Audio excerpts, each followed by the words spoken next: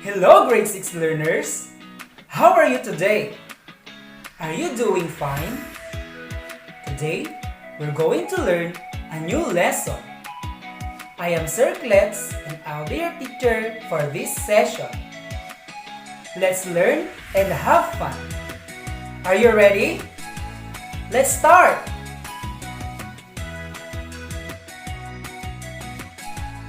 TLE 6 Quarter 1, Module 5, Agriculture.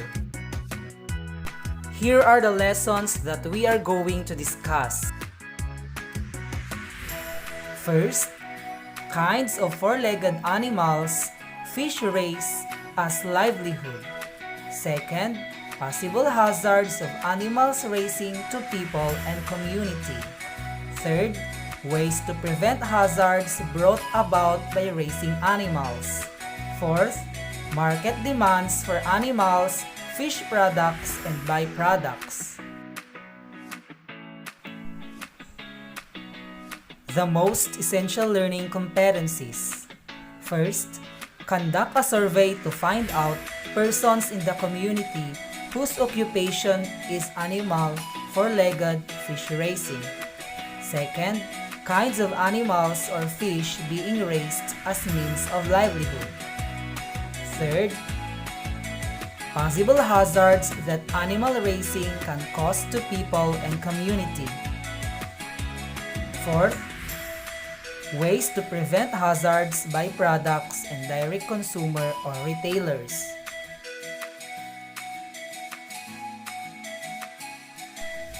Taking care of animals is good for our health because it eliminates stress and lowers blood pressure.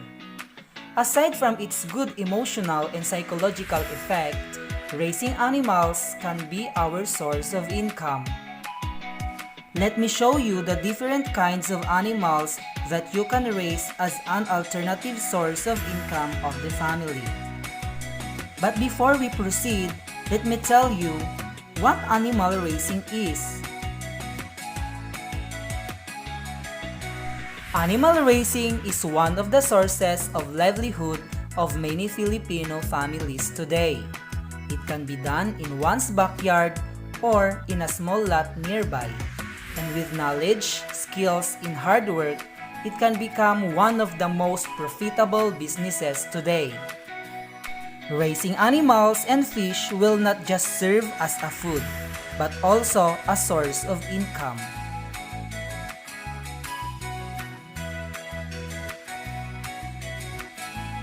Animals that can be raised at home are the following: animals and their meat, hogs or swine, pork, cattle or cow, beef, goat, Givon, carabao, carabeef. Kinds of fishes that can be raised at home are the following. We have bangus or milkfish, tilapia, hito or catfish, and dalag or madfish. Let us now proceed to pig or swine raising. Swine can be sold live or as meat or meat products. It is important to choose the right breed to raise and make sure to keep your animals healthy and free from diseases.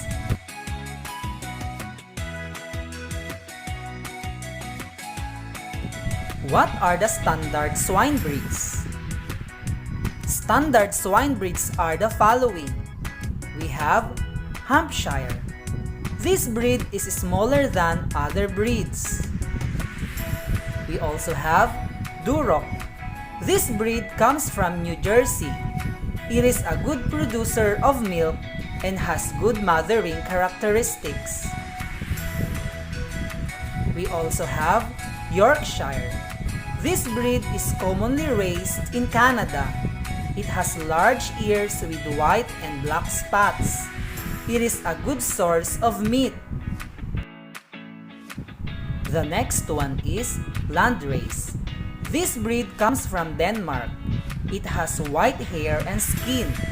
Its meat is good for making bacon, ham, and pork chop. And we have Hyper. This breed has well-muscled back and has superior milking qualities. The next one is Poland China. This breed is black in color with white spots in its feet, tail, and face. It has a thick meat. And Tamworth. The body is light and dark red in color. Its meat is best for making bacon. And now, let's proceed to cow or cattle raising. Cattle can be sold live or as meat and dairy products. Some breeds are best for meat production like Brahman, Ongole or Nellore, Santa Gertrudis, and Bali or Banteng. Others are best for dairy products such as Brown Swiss in Holstein Friesian. There are also dual-purpose cattle like Sahiwal and Tharparkar. Cattle are fed through tethering, tied and allowed to graze for 6 to 8 hours. Loose grazing, let loose to graze in an open grassland, and cut and carry. Forage is cut and fed to the animals.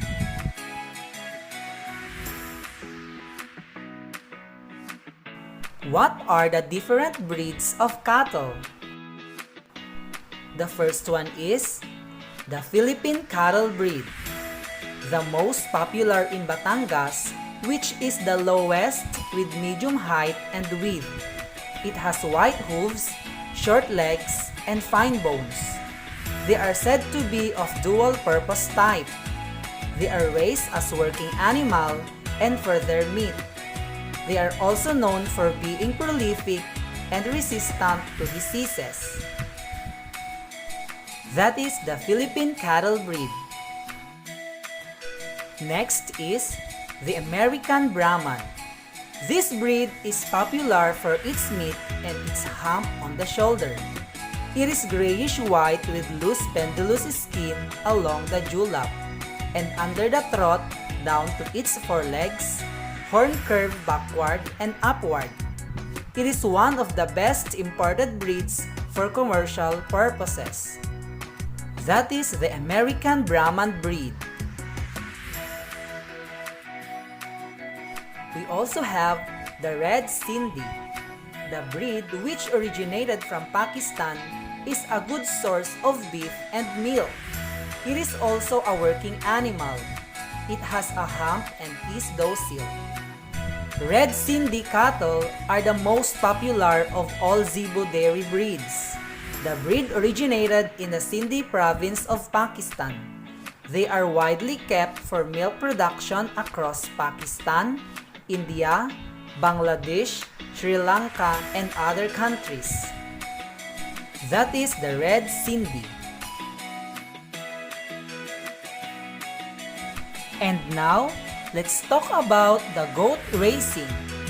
Goats are raised for its milk and meat. Goat farming has potential for profit because its meat is more expensive than chicken, pork, or beef. Good housing should be provided, including feeding racks and water troughs.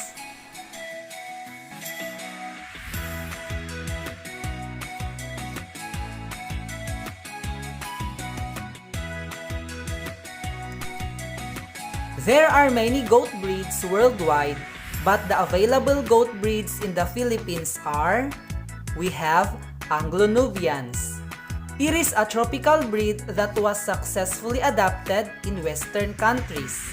Its distinguished features are drooping and pendulous ears, and brown color hair, a combination of brown and black. It has a long body that usually weighs about 70 to 90 kilograms at a mature age and produces about 1 to 2 liters of milk daily.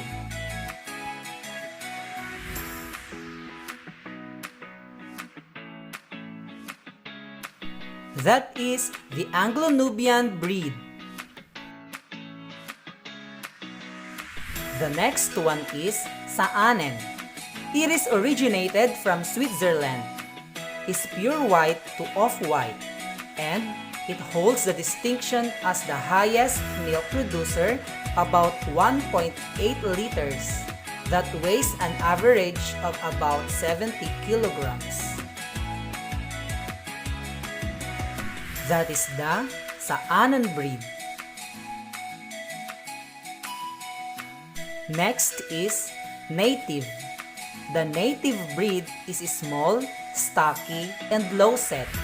It has different colors range from red, white, or black, or a combination of these colors.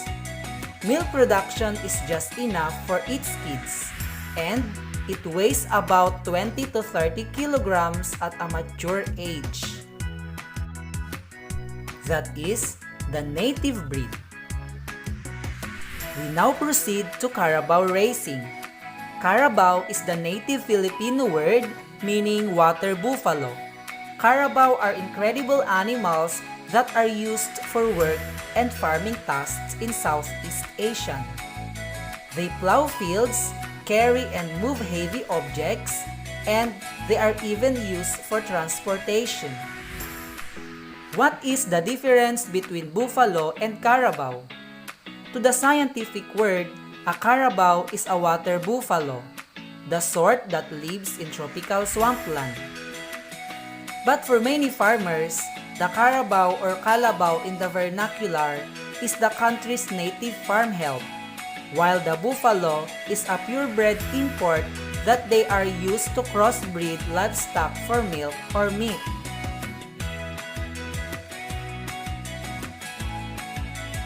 What are the different buffalo or carabao breeds? First is Nili Ravi buffalo. Is a breed of domestic buffalo which is similar to the Mora buffalo. It is mainly a dairy buffalo breed and used principally for milk production. The Nili Ravi buffalo breed has a wedge-shaped body with massive frame. These animals are mostly black in color but often have white markings on the forehead, face, muzzle, and lower parts of the legs. Their horns are small and curly and have wall eyes. The females have a larger and strong udder.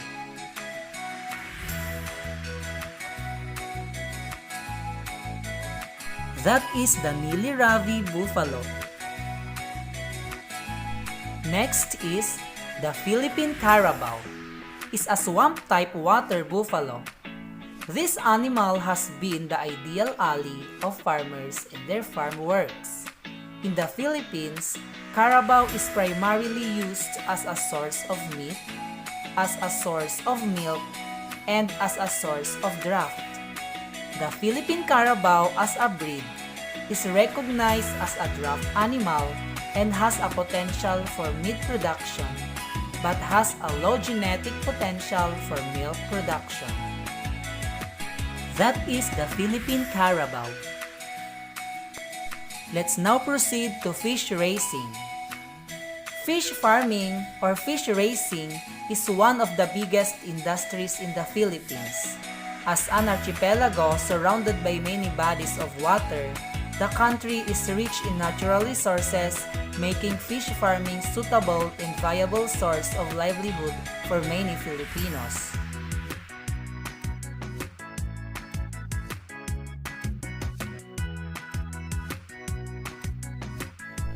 Tilapia. Tilapia is one of the most in-demand fish in the market today. Fish growers both locally and abroad are focusing aquaculture efforts on tilapia because it grows rapidly. Tilapia can be harvested after 3 to 4 months of feeding.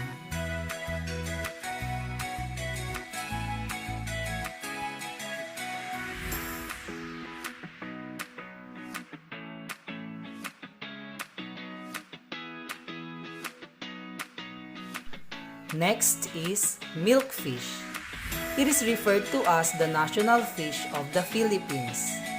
Milkfish or bangus is very popular for its milky taste.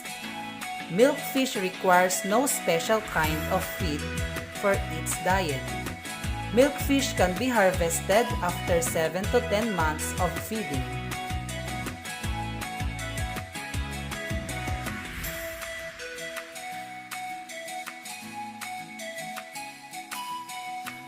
We also have catfish.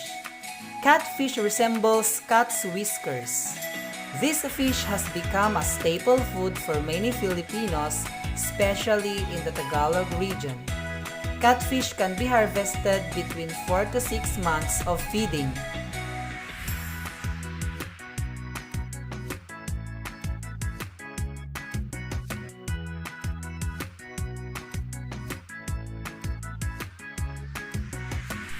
Farmers and animal raisers are exposed to numerous hazards daily.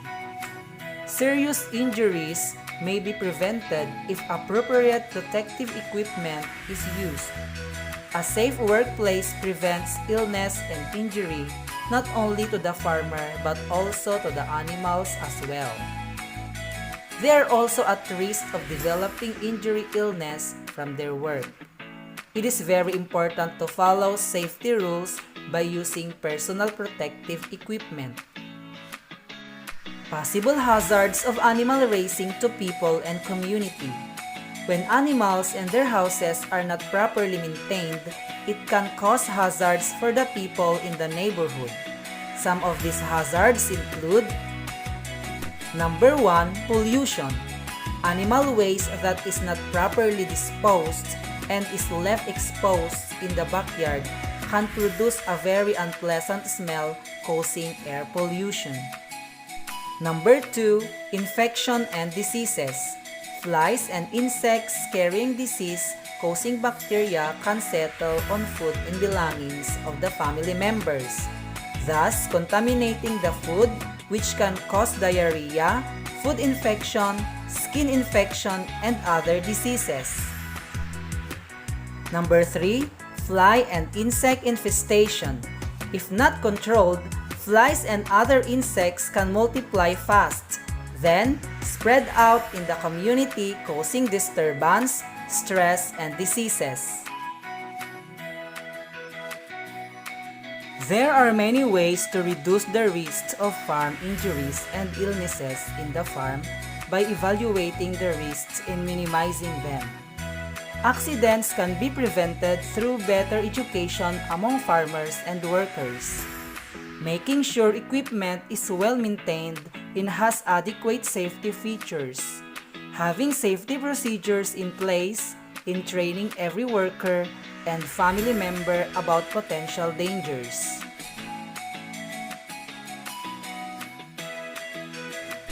And now, let's talk about the ways to prevent hazards brought about by raising animals. To prevent these hazards mentioned from happening, it is the responsibility of every animal raiser to do the following. Number 1, put up septic tanks for proper disposal of waste. Number 2, establish the housing of animals far from houses and neighborhood. 3. Have sufficient fences or walls in tries to minimize air pollution caused by decayed animal wastes. 4. Clean and disinfect regularly the houses of animals. 5. Bath animals regularly.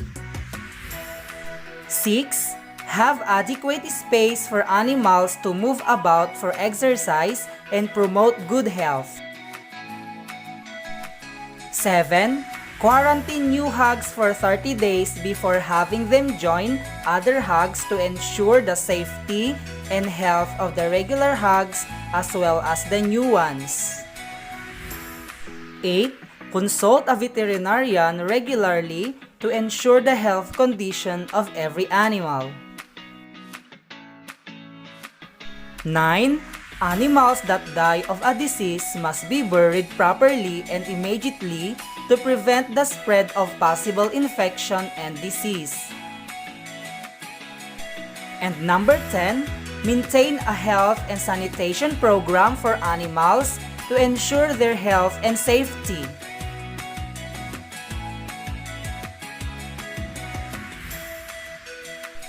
Let us now proceed to market demands for animal fish products and byproducts.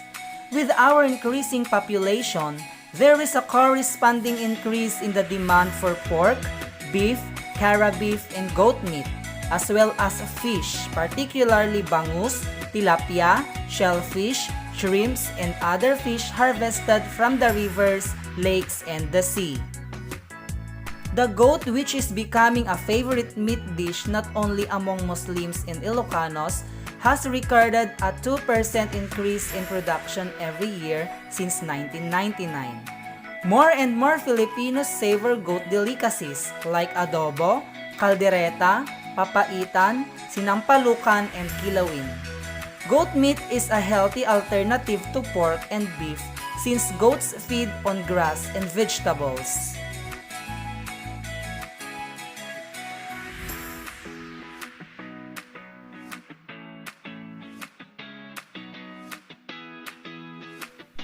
This time, you are going to answer the exercises. Directions: put a check in each statement before the number if you agree, and X if not. You can pause the video in this part in order for you to answer it well. Number 1. Put up septic tanks for the proper disposal of waste. Number 2. Fly and insect infestation, if not controlled, flies and other insects can multiply fast, then spread out in the community, causing disturbance, stress, and diseases. 3. Do not bath animals regularly. Number 4. You can start a money-making project on your own. Number 5. Clean and disinfect regularly the houses of animals. 6. Animal waste that is not properly disposed and is left exposed in the backyard can produce a very unpleasant smell causing air pollution.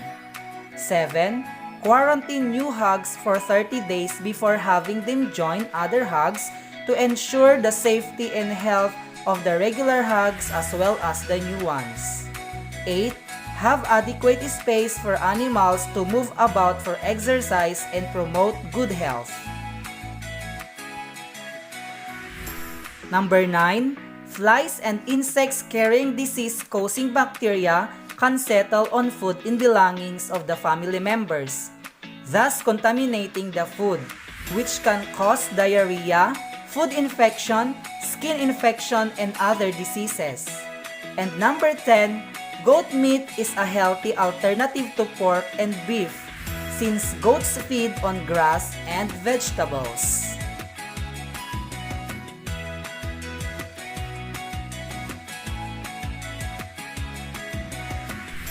You can pause this video in this part for your performance tasks.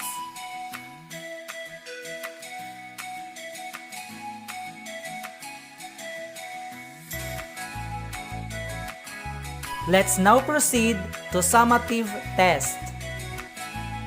Directions: match column A with column B. Write the letter of your answer on the blank before each number. You can pause in this part in order for you to answer it well.